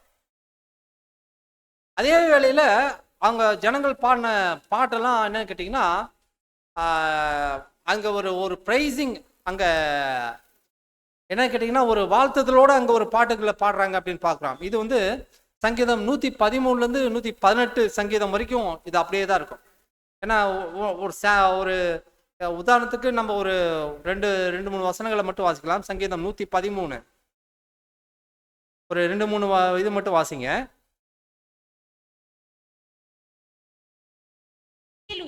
கர்த்தருடைய ஊழியக்காரரே துதியுங்கள், கர்த்தருடைய நாமத்தை துதியுங்கள். இது முதல் என்றென்றைக்கும் கர்த்தருடைய நாமம் ஸ்தோத்தரிக்கப்பட கடவுது. சூரியன் உதிக்கும் திசை தொடங்கி அது அஸ்தமிக்கும் திசை மட்டும் கர்த்தருடைய நாமம் துதிக்கப்படுவதாக. கர்த்தர் எல்லா ஜாதிகள் மேலும் உயர்ந்தவர், அவருடைய மகிமை வானங்களுக்கு மேலானது. ஆமா, இது எல்லாமே தேவனை துதிக்கிற கூடிய வசன பகுதிகளாக இருக்கணும். ஒருவேளை நீங்க தேவனை துதிக்கணும் அப்படின்னா இந்த வசன குறிப்புகளை தான் நம்ம என்ன பண்ணலாம்னு கேட்டீங்கன்னா சங்கீதத்துல இருந்து எடுத்துக்கலாம். இன்னொரு ஆச்சரியமான விஷயம் என்னன்னு கேட்டீங்கன்னா சங்கீதம் 117 எடுத்து பாருங்க, ஒன்லி 2 வசனங்கள் தான் இருக்கும். சங்கீதம் 117 எடுத்து பாருங்க.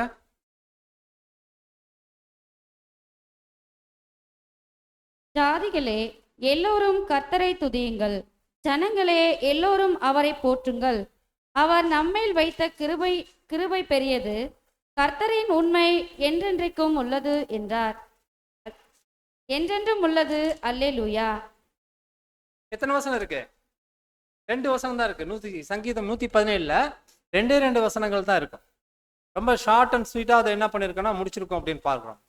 ஸோ சங்கீதம் 113 118 இந்த ஒரு துதி ஆராதனை எப்படின்னு கேட்டீங்கன்னா ஜனங்கள் அந்த ஆரவாரமாக அவரை அழைத்து வருதல் கூடிய காரியங்கள் என்னன்னு கேட்டீங்கன்னா கர்த்தர் தன்னை ஒப்பு கொடுக்கறதுக்காக தேவனை துதித்த விஷயங்களும், அங்க அவர் தன்னை ஒப்பு கொடுக்கறதுக்காக தேவனை நோக்கி கேட்ட காரியங்களும், அதற்கான பதில் அவன் கிடைச்ச உடனே அவர் என்ன பண்றாருன்னா முற்றிலுமாக அங்க தயாராயிட்டார் அப்படின்னு பார்க்கலாம். இஸ்ரேலர் மொத்தம் 3 பண்டிகைகள் தான் கொண்டாடினாங்க. என்னென்ன பண்டிகை தெரியுங்களா?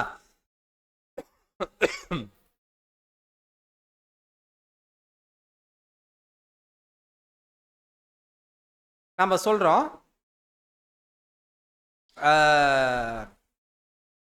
தோரால அதுதான் இருக்கு. தோராங்கிறது என்ன தெரியுங்களா? இந்த 5 ஆகமத்துல அதுதான் இருக்கு. என்ன கேட்டீங்கன்னா பேஷாக் அப்படின்னு ஒரு பண்டிகை, ஷாவோட் அப்படின்னு ஒரு பண்டிகை, சுக்கோத்னு ஒரு பண்டிகை, 3 பண்டிகைகள். ஃபர்ஸ்ட் பேஷாக் அப்படிங்கிறது பாஸ்ஓவரை குறிக்குது, பாஸ்ஓவரை குறிக்குது. அடுத்து ஷாவோத் அப்படிங்கிறது பெந்தகோஸ்தே நாளை குறிக்குது. சுக்கோத்துங்கிறது ஃபீஸ்ட் ஆஃப் டேபர்னேக்கல் கூடார பண்டிகை குறிக்கிறதாக அங்க இருக்கிறதா பார்க்கணும். அது இல்லாம 2 ஃபீஸ்ட் இருக்கு. ஹனுக்கா அந்த ரோஷ் தேதேஷ் அப்படின்னு சொல்லிட்டு 2 பண்டிகை இருக்குது. ஹனுக்கா அண்ட் ரோஷ் ஷோடேஷ் அப்படின்னு சொல்லிட்டு. ஒன்று feast of dedication. Feast of டெடிகேஷனுங்கிறது தத்த பண்டிகை. எப்படி சொல்றது? அதை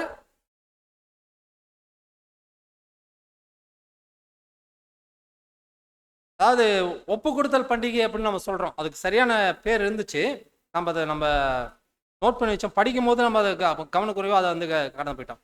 ரோஷ் சேதேஷ் அப்படிங்கிறது beginning of the new month, புது ஆண்டு துவக்கத்தை குறிக்கிறதாக இருக்குது. அங்க பார்க்கணும்.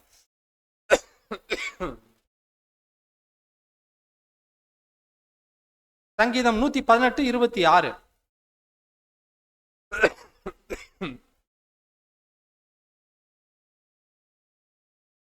நாமத்தினாலே வருகிறவர் ஸ்தோத்தரிக்கப்பட்டவர், கர்த்தருடைய ஆலயத்திலிருந்து உங்களை ஆசீர்வதிக்கிறோம்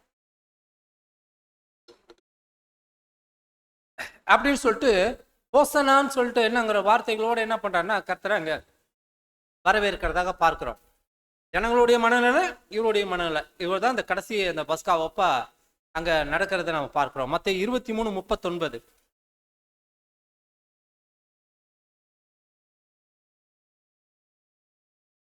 ஆகையால் தீர்க்கதரிசனங்களை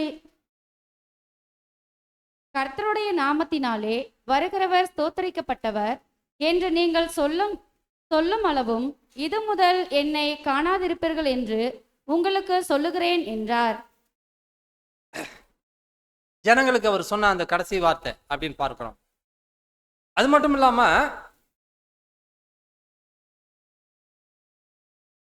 அது வரைக்கும் கர்த்தருடைய விஷயங்களும் சபையோட விஷயங்களும் ஜனங்களுக்கு எப்படிதான் இருந்திருக்கு அப்படின்னு பாத்தீங்கன்னா, சங்கீதம் 118, 22 மற்றும் 25.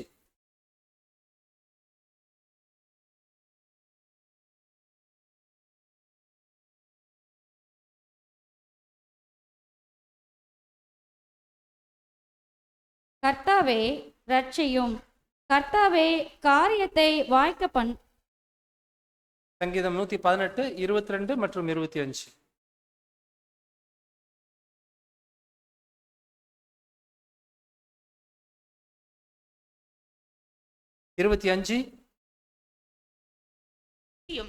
கர்த்தாவே காரியத்தை வாய்க்க பண்ணும். ஆமா, அது வரைக்கும் என்ன பண்ண மாட்டீங்க, காண மாட்டீங்க அப்படின்னு அங்க சொல்றாரு அப்படின்னு பாக்குறோம். வீடு கட்டினவங்க ஆகாதுன்ற தள்ளின கல்லு என்ன ஆயிடுச்சு, மூளைக்கல் ஆயிற்று அப்படின்னு சேர்க்கிறோம். யார் அந்த மூளைக்கல்? ஆமா, கிறிஸ்து. மற்ற கல்லெல்லாம் அதோடு இணைக்கப்பட்டதாக சபை 144,000 பேர் இணைக்கப்பட்டவங்களாங்க காணப்படுறோம் அப்படின்னு பாக்குறோம். பேதுரு 1 பேதுரு 2:4.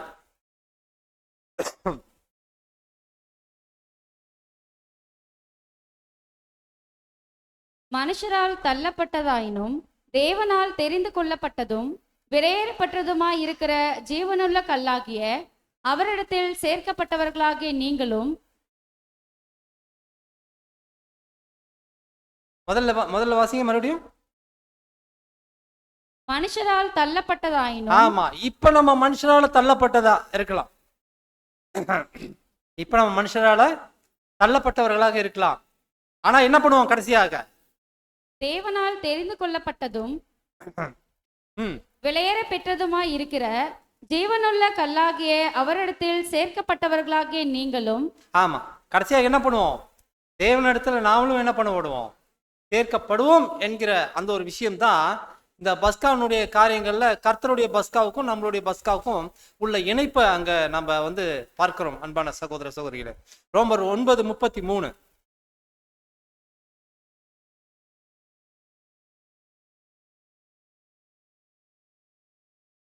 இடறுதற்கான கல்லையும் தவறுதற்கான கண்மலையையும் சீயோனில் வைக்கிறேன். அவரிடத்தில் விசுவாசமாய் இருப்பவன் எவனோ அவன் வெட்கப்படுவதில்லை என்று எழுதியிருக்கிறபடி ஆயிற்று.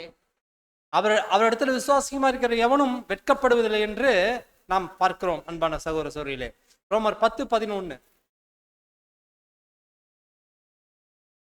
அவரை விசுவாசிக்கிறவன் எவனோ அவன் கெட்டு போவதில்லை என்று வேதம் சொல்லுகிறது. ஆக இவைகள் எல்லாம் என்னன்னு கேட்டீங்கன்னா, இந்த பஸ்கானுடைய விஷயங்கள்ல கர்த்தருடைய பஸ்காவை நம்ம தியானிக்கிற இவ்வளவு காலங்கள் நம்ம தியானிச்ச விஷயங்கள்ல கூட நம்மளுடைய பஸ்காவை கூட அர்த்தமுள்ள பஸ்காவாக நம்ம என்ன பண்ணணும்னு கேட்டீங்கன்னா அனுசரிக்க வேண்டியதுக்காக நம்ம என்ன பண்ணணும் கேட்டீங்கன்னா நம்ம ரொம்ப கவனமாக இருக்கணும். அர்த்தமுள்ள பஸ்காவாக நாம் இவைகளை அனுசரிக்க வேண்டும்.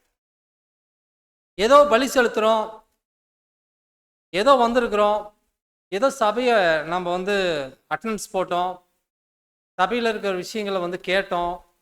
ஏன்னா இது என்னன்னு கேட்டிங்கன்னா மற்ற பேர் சபை விசுவாசிகளும் அப்படிதான் பண்ணுறாங்க, பேர் சபையில் இருக்கவங்க கூட அப்படிதான் பண்ணுறாங்க. அப்படி இல்லை அன்பான சகோதர சூழலே, விசேஷமான ஒரு பலி செலுத்துவதற்காக நம்ம அழைக்கப்பட்டிருக்கிறோம். விசேஷ விதமான ஒரு அழைப்பை தேவன் நமக்கு முன்பாக வைத்திருக்கிறார். அந்த அழைப்பை தெரிந்து கொள்ளுதலையும் உறுதியாக்கும்படி, அந்த அழைப்பையும் தெரிந்து கொள்ளுதலையும் உறுதியாக்கும்படி மிக கவனமாக நாம் என்ன பண்ணோம் கேட்டீங்கன்னா அந்த பஸ்காவில் நம்ம என்ன பண்ணோம்னா அந்த பந்தியில கை வைக்க வேண்டியவர்களாக இருக்கிறோம் அப்படின்னு பார்க்கிறோம். ஏன்னா ஆண்டவர் என்னன்னு கேட்டீங்கன்னா, தன்னுடைய மரணம் விதமாக நிறைவேறும் என்று தெரிந்து சகல விதத்திலையும் அவர் அவமானப்பட்டாலும் கூட சகல விதத்திலையும் அவர் என்ன பண்ணாருன்னு கேட்டீங்கன்னா, தன்னால் அதை முற்றிலுமாக அவர் ஏற்றுக்கொண்டவராக, தேவன் பேரில் வைத்த விசுவாசத்தை அவர் கொஞ்சம் கூட மாறாதவராக கடைசி வரை என்ன பண்ணிட்டாருன்னு கேட்டீங்கன்னா, மிக கவனமாக தன்னுடைய பணியை அங்கே நிறைவேற்றி முடித்தார் அப்படின்னு பார்க்கிறோம். கல்வாரியில அதை செய்து முடித்தார் அப்படின்னு பார்க்கிறோம். இதுக்கு மத்தியில யூதாஸ் அவரை காட்டி கொடுத்தல் நடந்துச்சு, பேதுரு அவரை மறுதளித்தது நடந்துச்சு, அந்த 2 சாயங்காலத்துக்கு மத்தியில அவர் சிலுவையில அறையப்படுதல் நடந்துச்சு. கரெக்டாக 3 மணிக்கு அவர் சாகிறார். 9 மணிக்கு அவரை சிலுவையில் அறையிறாங்க. காலையில 9 மணிக்கு அவர் சிலுவையில் அறையிறாங்க. சாயந்தரம் எத்தனை மணிக்கு அவர் மறிக்கிறார்? 3 மணிக்கு கரெக்டா மறிக்கிறார். ஒரு மரணச்சிறையிலிருந்து மனுக்குளம் விடுதலையாக்கப்பட்ட ஒரு தினமாக நம்ம அதை பார்க்கிறோம். நமக்கும் அதுல பங்கு இருக்குதுங்கிறது தான் ஒரு மிக முக்கியமான ஒரு பாடமாக இதுல இருந்து நம்ம எடுத்துக்கொள்ள வேண்டும் அப்படின்னு பார்க்கிறோம். அன்பான அது மட்டும் இல்ல, பரிசேயர், சதுசேயர் மற்றும் இந்த எஸ்என்ஏ அப்படிங்கிற ஒரு வகுப்பாரை பத்தி நம்ம பேசணும் இல்லைங்களா? யார் அந்த எஸ்என்ஏ வகுப்பார் அப்படின்னு நம்ம பார்க்கும்போது, இது பல தடவை இந்த ஒரு வசனத்தை நாம் வந்து படிச்சுட்டு அப்படியே கடந்து போகும்போது, ஆண்டவர் என்ன விஷயத்துக்காக இந்த ஒரு விஷயத்த சொல்லியிருப்பாரு அப்படின்னு நம்ம ரொம்ப ஆச்சரியப்பட்டு அதை நம்ம வந்து கடந்து சென்றிருப்போம், நிறைய முறை கடந்து சென்றிருப்போம். அந்த வசன பகுதி எங்க இருக்குன்னு கேட்டிங்கன்னா, லூக்கா 22 9-11 வாசிங்க.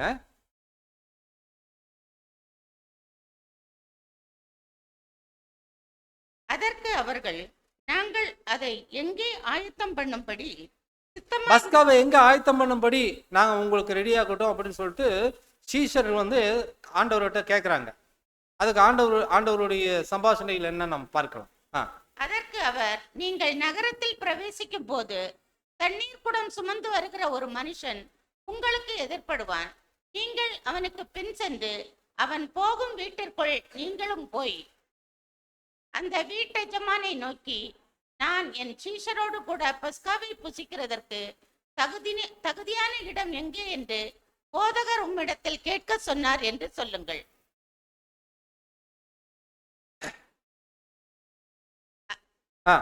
அவன் கம்பள முதலானவைகள் விரித்திருக்கிற மேல் வீட்டில் உள்ள ஒரு பெரிய அறையை உங்களுக்கு காண்பிப்பான். போதும், அவ்வளவுதான். இப்ப யார் இந்த மனுஷன் அப்படின்னு ஒரு கேள்வி நமக்குள்ள எழும்புது இல்லைங்களா? யார் இந்த மனுஷன்? யாருங்க? ரசல். நமக்கு அப்ப அந்த காலகட்டத்துல தான் நம்ம கேட்கிறோம், இது ஒரு எஸ்என்ஏ வகுப்பார் அப்படின்னு சொல்லிட்டு. இவங்க கூட எருசலேம்ல தான் இருந்தாங்க. இவங்களும் கூட ஒரு வகுப்பாரு, தேவன் பேர்ல மிகுந்த வைராக்கியம் உள்ளவங்க, சத்தியத்திலையும் கிறிஸ்துவ மேலேயும் ரொம்ப விசுவாசம் உள்ளவர்களாக இருந்தாங்க. ஆனா என்னமோ தெரியல, காலப்பகுதியில் அவங்க என்ன பண்ணிட்டாங்க கேட்டீங்கன்னா, தனியா பிரிச்சுட்டாங்க. இவங்க எழுதின பெரும்பாலான ஸ்க்ரோல்ஸ் தான் இன்னைக்கு இந்த ஒரு வேதாகமத்துல சேர்க்கப்பட்டிருக்கு. அதுதான் இன்னைக்கு பல விஷயங்களை என்ன பண்ணிருக்குன்னு கேட்டீங்கன்னா நமக்கு வெளிப்படுத்திருக்கிறதா நம்ம பார்க்கிறோம். உதாரணத்துக்கு இந்த 118ஆம் சங்கீதம் அங்கிருந்து தான் எடுக்கப்பட்டிருக்கிறதா பார்க்கிறோம். 118ஆம் சங்கீதம் அவங்க எழுதின ஒரு இதுல ஒரு பகுதி, அதை வந்து என்ன பண்றதுன்னா இணைக்கப்பட்டிருந்ததா பார்க்கிறோம்.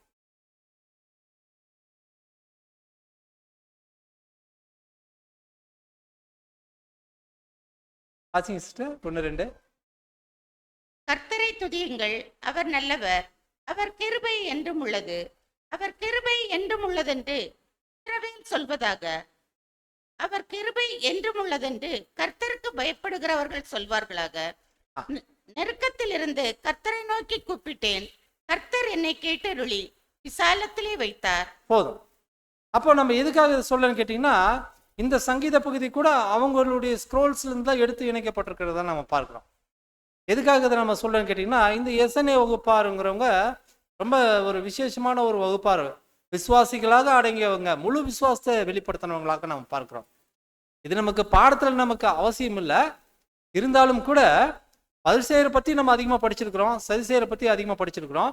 இந்த எஸ்என்ஏ வகுப்பாரும் ஒரு பகுதியினர் இருந்தாங்க, அவங்க மூலியமா தான் பல விஷயங்கள் நமக்கு எங்க வேதாகமத்துல நமக்கு கிடைச்சிருக்குது அப்படிங்கிற ஒரு தகவலை தான் நம்ம இந்த வேலையில நம்ம பரிமாறி கொள்கிறோம். அன்பான சகோதர சொல்லே விசுவாச வகுப்பராகிய அவங்க என்னன்னு கேட்டீங்கன்னா, கிறிஸ்துவ மேல இருந்த விசுவாசத்துல தான் என்ன பண்ணிட்டாங்க கேட்டீங்கன்னா, அவங்க பல விஷயங்கள்ல என்னன்னு பண்ணிட்டீங்கன்னா எழுதி அங்க தோல் சுருளாக அங்க வச்சு, ஏன் இந்த கும்ரான் குகையை தேர்ந்தெடுத்தாங்க அப்படின்னு கேட்கும்போது, டெட்சி அப்படிங்கிற ஒரு பகுதியில், அதாவது ஆற்றுப்படுகைகளில் இது காணப்பட்டச்சாக நான் பார்க்குறோம்.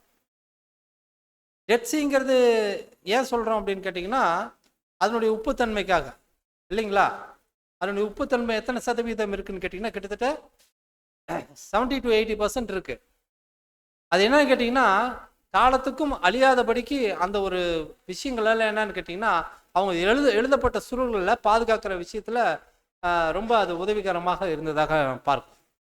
ரொம்ப பாதுகாப்பாக அதை வைத்திருந்து என்னன்னு கேட்டிங்கன்னா, காலப்போக்கில் அது வந்து நமக்கு அங்கே கிடைக்கிறதுக்கு அது ஒரு வாய்ப்பு அளித்ததாக நம்ம பார்க்குறோம். அன்பான சகோதர சூழலே.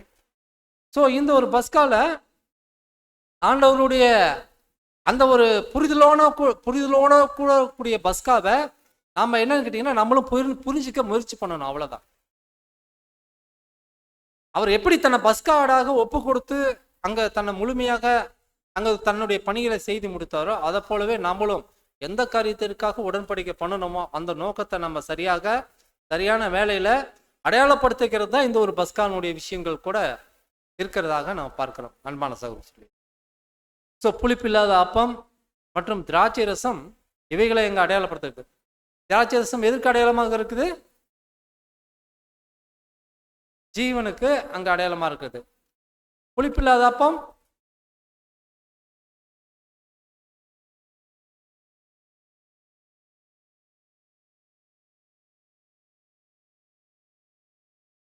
பாடுகள் இல்லைங்களா? இல்லையா? அவருடைய சரீரம் பிற்கப்படுகிறத போல நம்மளுடைய சரீரமும் என்ன பண்ணணும் பிற்கப்படணும் அப்படிங்கிறதான அந்த அடையாளத்தை குறிக்குது. ஏன் அதுல இருந்தா நம்ம கொஞ்சோண்டு எடுத்து என்ன பண்றோம், நம்ம சாப்பிட்றோம் இல்லைங்களா? சாப்பிட்றோம். என்னுடைய சரீரமும் கிறிஸ்துவ போல பிற்கப்படுகிறதுக்கு நான் என்ன பண்றேன், என்ன ஒப்பு கொடுக்கறது தானே நம்ம அதை பண்ணோம். அவருடைய பாடுகளுக்கு நானும் பங்காளிங்கிறதுனால தான் நம்ம என்ன பண்றோம், அந்த ரசத்தை என்ன பண்றோம், கொஞ்சம் பருகிறோம். அதுவும் ஒரே ஒரு கப்பு, 1 கப்பு, அவ்வளவுதான். ஒரு கப்புல நம்ம என்ன பண்றோமோ எல்லாருமே கமமரேட் பண்றோம். எல்லாருமே என்ன பண்றோம், அதுல கலந்துக்கிட்டு நம்ம என்ன பண்றோம்னு கேட்டீங்கன்னா, அந்த ஒரு காரியத்தை நம்ம இந்த நாள்ல நிறைவேற்றுகிறோம், அடையாளப்படுத்துகிறோம். ஏதை வருடத்துக்கு ஒரு முறை பண்ணணும் அப்படின்னா, வருடத்துக்கு ஒரு முறை என்னன்னு கேட்டீங்கன்னா, ஆண்டவருடைய மரணத்தை என்ன பண்றோம் கேட்டீங்கன்னா நினைவு கூறோம். அந்த ஒரு நாள்லையும் கூட நானும் அந்த மரணத்துல இணைக்கப்பட்டிருக்கிறேன் அப்படிங்கிறது தான் அந்த அடையாளம். மற்றபடி என்னன்னு கேட்டீங்கன்னா, நம்மளுடைய மரணம் அனுதினம் மரணம். நம்மளுடைய மரணம் எப்படி இருக்கு? அனுதின மரணம். அது அது காலையில இருந்து இரவு வரைக்கும் இல்ல, நம்மளுடைய சிந்தை முழுக்க, வார்த்தை முழுக்க, செயல் முழுக்க என்னன்னு கேட்டீங்கன்னா அதைத்தான் வெளிப்படுத்தணும். அப்பதான் நம்மளால அந்த ராஜ்யத்துல பங்கு பெற முடியும் அப்படின்னு சொல்றேன். இந்த ராஜ்யத்துல பங்கு பெறுறதுக்கு மட்டும் அந்த நோக்கம் இருந்துடக்கூடாது. அன்பான சகோதர சகோதரிகளே, ராஜ்யத்தினுடைய பங்கு பெறணும் அப்படிங்கிற நோக்கம் இதுல எந்த வகையிலும் இருந்துடக்கூடாது. மாறாக மனுக்குலத்தினுடைய மீட்பு தான் அதனுடைய நோக்கமாக இருக்கணும். கர்த்தர் என்ன அவருடைய வலது பாரிசல உட்காரணுங்கிறதுக்காக இந்த ஈடுபலியை கொடுத்தாரு இல்லைங்களா? எதற்காக அந்த ஈடுபலியை கொடுத்தாரு? அதை நம்ம பார்த்தோம் பார்த்தீங்களா? அந்த ஒரு கண்ணீர் விட்டார் அப்படின்னு நம்ம சொன்னோம் பார்த்தீங்களா? கண்ணீர் விட்டது அந்த ஒரு விஷயம்தான். அந்த வசனத்தை ஒரு முறை நம்ம வாசல்லாம்.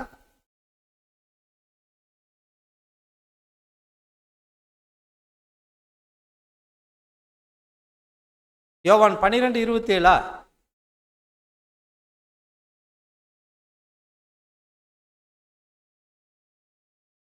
இப்பொழுது என் ஆத்துமா கலங்குகிறது, நான் என்ன சொல்லுவேன்? பிதாவே, இந்த வேளை நின்று என்னை ரட்சியும் என்று சொல்வேனோ? ஆகிலும் இதற்காகவே இந்த வேளைக்குள் வந்து. ஆமா, அப்படியாகத்தான் நம்மளுடைய நினைவு கூறுதல் கூட அங்க காணப்பட வேண்டும். அன்பான சகோதரர் சொல்லி அப்போஸ்தலனாகிய பவுல் சொன்னது போல 1 கொரிந்தியர் 5:7-8 வாசிச்சு நம்ம இந்த ஒரு பாடத்தை முடிக்கலாம். ஆகையால் நீங்கள் புளிப்பில்லாதவர்களாய் இருக்கிறபடியே புதிதாய் பிசைந்த மாவாய் இருக்கும்படிக்கு பழைய புளித்த மாவை புறம்பே கழித்து போடுங்கள். ஏனெனில் நம்முடைய பஸ்காவாகிய கிறிஸ்து நமக்காக பலியிடப்பட்டிருக்கிறாரே. அவருடைய பலி நமக்கான பலியாக இருக்குது. நம்மளுடைய பலி அதோடு இணைக்கப்பட்டிருக்கிறதாக தான் இந்த பஸ்கா அடையாளப்படுத்துறதை தான் நம்ம பார்க்கிறோம். அன்பான சகோதரர் சொல்லி ஆக வருடந்தோறும் நம்ம கேட்கிற அநேக விஷயங்கள்ல இந்த வருடம் நிறைய பாடங்கள் நம்ம கேட்டிருக்கோம். நிறைய புது புது விஷயங்கள் நம்ம என்ன பண்ணோம்னா கிரகிச்சிருக்கோம். நிறைய புது புது விஷயங்கள் நமக்கு சேர்ந்துருக்குது. அவைகள் எல்லாம் எதுக்கு கேட்டா நம்மளை மென்மேலும் மெருகூட்டுறதுக்காகவும், நம்மளை மேலும் மெருகூட்டுறதுக்கு மாத்திரமல்ல, நம்ம இன்னும் உத்வேகமாக செயல்பட்டு இந்த மனுக்குலத்தினுடைய ரட்சிப்பு நிறைவேற நம்மளும் அதனுடைய பங்கு பெறதுக்காகத்தான் தேவன் நமக்கு என்னன்னு கேட்டீங்கன்னா அந்த வாய்ப்பு கொடுத்துருக்காரு. வாய்ப்பு கொடுத்த பிதாவாகிய தேவனுக்கு கிறிஸ்து இயேசுவின் மூலமாக நன்றி எடுத்துக் கொள்கிறோம். பொறுமையாக இருக்கட்டும். யாவரையும் தேவன் தாமே ஆசீர்வதிப்பாராக.